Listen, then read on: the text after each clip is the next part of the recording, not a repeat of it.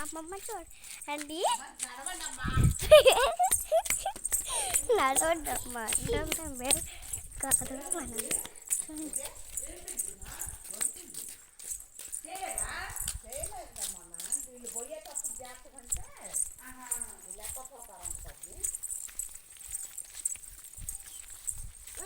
నేను ఈ రోజు వెళ్ళేది